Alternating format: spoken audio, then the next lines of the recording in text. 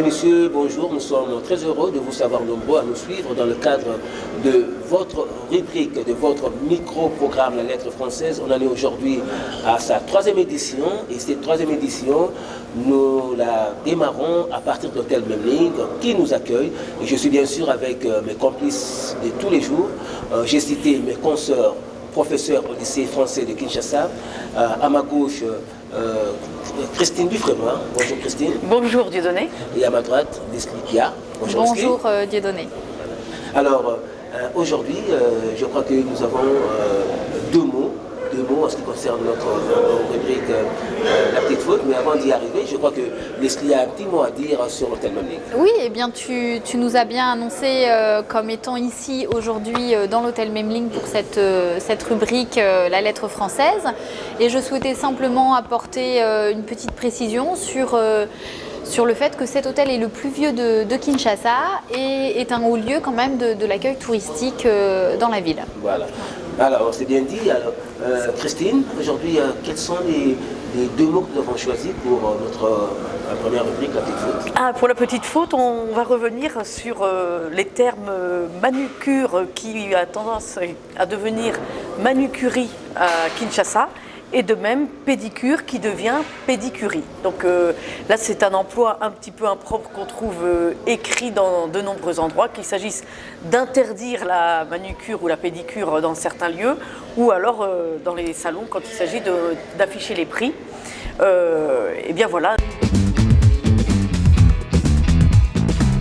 Manucure et pédicure viennent tous les deux des noms de main, manus, manus en latin, et de pied, pes, pedis. Le souci en fait vient du mot cura, curae, qui signifie soin, et qui donc donne, quand il est francisé, un E muet, et pas du tout curia. Hein. Donc là, il y a en fait une confusion entre le grec, curia existe en grec, et le latin cura, donc qui se termine du coup, qui a évolué en E et non pas en IE. Mais on a constaté une autre erreur. Voilà, on voit manicure. Ah oui. Et manucure. Voilà, ça c'est vrai aussi. C'est vrai aussi. Et c'est d'ailleurs ce dont on voulait parler, des deux principales voyelles qui posent problème. Qui posent problème. Le I, voilà. le U, mais aussi le E finalement. Oui, bah aussi le E. Et le E et le I. Enfin, c'est ça. E et puis E. Et E avec accent aigu qui donne E.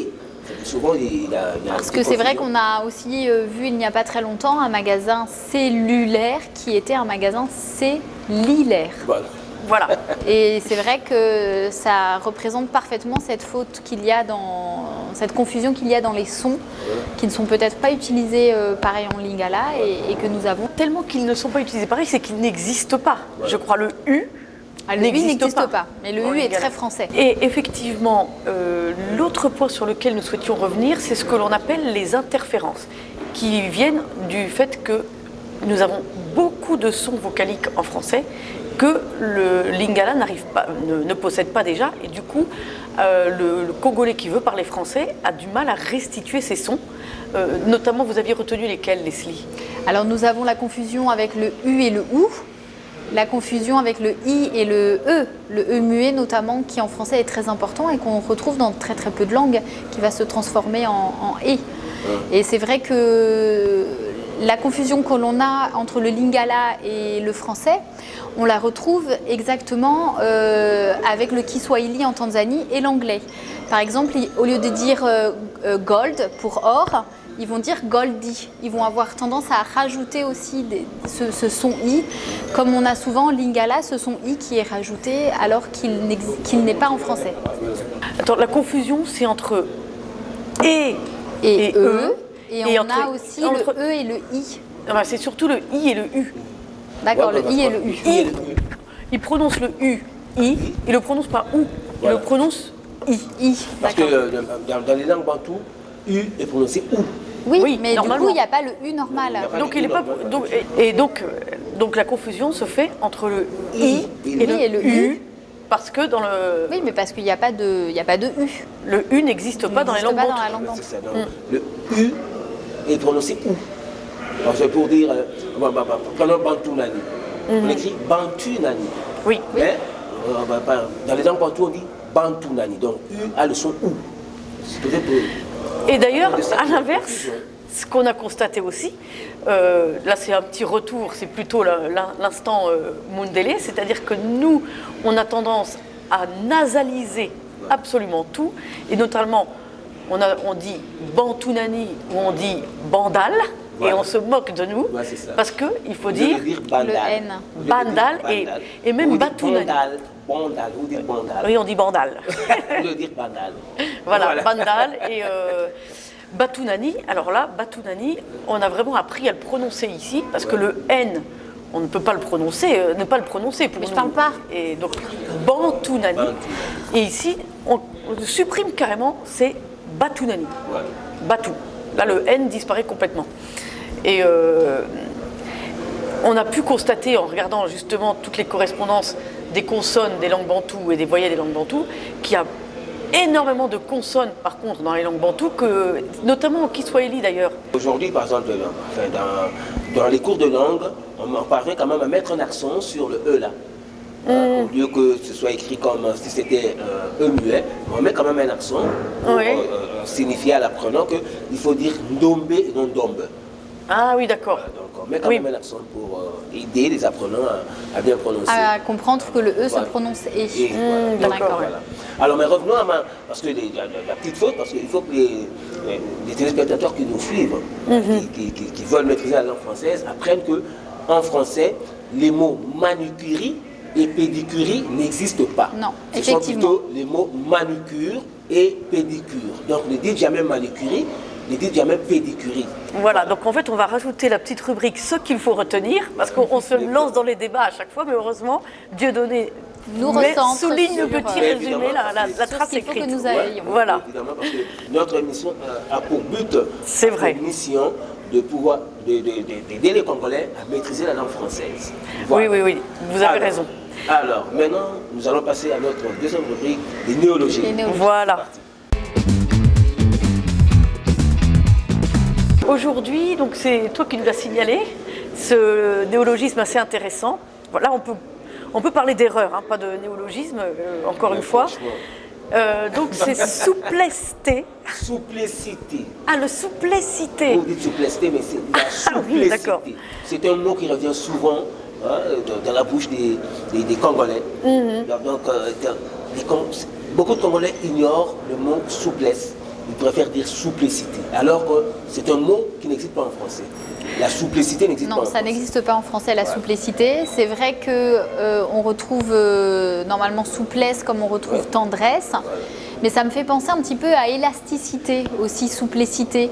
Est-ce qu'il n'y aurait pas aussi une envie de toucher, enfin de construire des mots beaucoup plus compliqués qu'ils ne sont? Peut-être, Christine. oui. De toute façon, on l'avait déjà remarqué quand on avait parlé des suffixes dans promotionner ou dans auditionner. On a remarqué une certaine facilité à ajouter une infinité de suffixes pour que le mot soit plus compliqué, que du coup on soit peut-être le seul à le connaître et à l'employer. Cela dit, c'est vrai que l'erreur, elle n'est pas pardonnable, puisque si encore le mot inventé c'était soupleté, ça veut dire qu'on ne connaît pas le mot souplesse. Mais souplécité, tout le travail de former le substantif est fait, c'est quand même dommage d'aller rajouter IT. Cela dit, nous, on a comme souvenir notre ministre de l'Éducation nationale, Ségolène Royal, qui avait parlé de bravitude des Chinois, d'ailleurs, je crois. Oui, c'était lors d'un voyage en Chine Voilà, sur la Grande Muraille. Voilà, la bravitude. Donc, vous voyez, Pourtant, c'est un mot qui n'existe pas en français. Bah non, mais elle a eu Exactement. cette En français, envie. c'est le mot bravoure. Bravo, oui. Mais la bravitude, Mais ça mélange de avait donné- l'attitude. Ça avait donné du coup tout un élan d'invention, la fortitude, la Ah oui, bravitude. tout le monde s'y est mis. Tout le monde s'y était mis avec ces petits néologismes. Mais vous ne me direz pas que le mot bravitude a quand même été entériné par l'Académie française, non? Non, non, non. Mais On te rassure, Dieudonné, non. Non, voilà. cela dit, je pense qu'on pourrait, bon là ça donnerait lieu à tout un cours de linguistique, mais c'est vrai que les suffixes ont un sens. Quand on met ude ou quand on met âtre, ça donne vraiment un poids différent au mot. Et je pense que c'est ce que recherchent aussi les Congolais quand ils disent la souplesté. Comme disait Leslie, c'est peut-être pour avoir ce côté élasticité qu'on n'a pas dans souplesse. La souplesse, le mot ne suffit peut-être pas. Peut-être. Hein. Alors, qu'est-ce qui vous pousse les Congolais à parler de simplicité au lieu de souplesse? Eh bien, c'est qu'ils sont habitués à ce qu'une qualité se termine en T, comme la gaieté, la clarté, la beauté. Et c'est vrai que l'usage, c'est plutôt de former le substantif avec le suffixe T. Et il y en a beaucoup. Souplesse, tendresse, maladresse, c'est une autre famille. Voilà. Donc il y a peut-être une bonne raison. Finesse. Voilà. Bon. Alors, ce qu'il faut retenir, chers téléspectateurs, c'est que le mot simplicité n'existe pas. Parlez plutôt de souplesse. Voilà, de souplesse. C'est bien retenu. Voilà. Alors, ceci dit, Christine Leslie. Nous passons maintenant à mot d'actualité.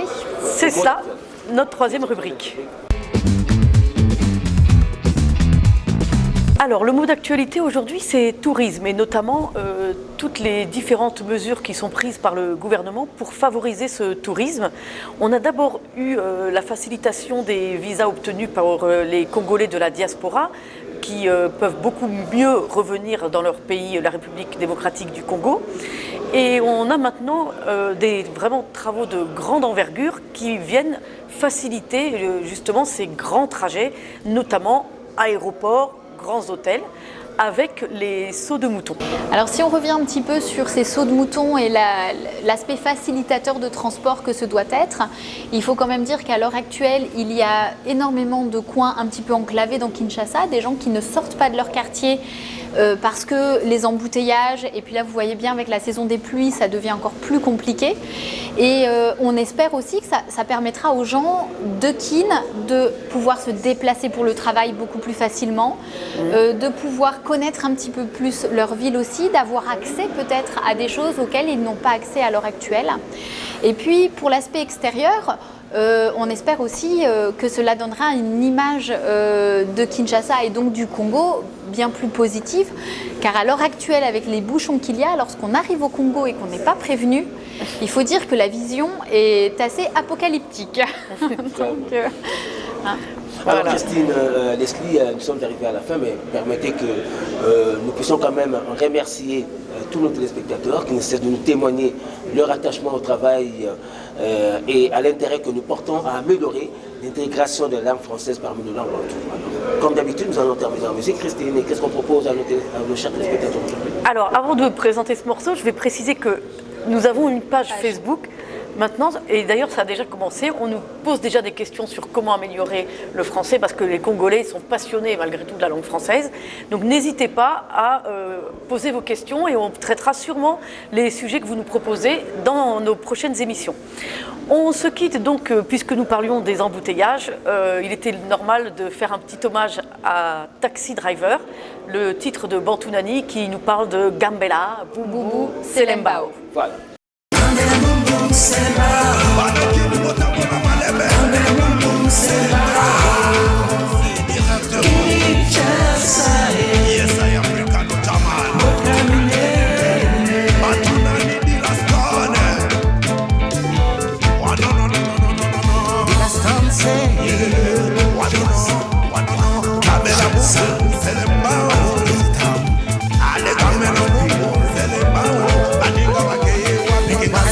Some magic to live among brothers and sisters in a such beautiful country where day and night never end. Shake it down.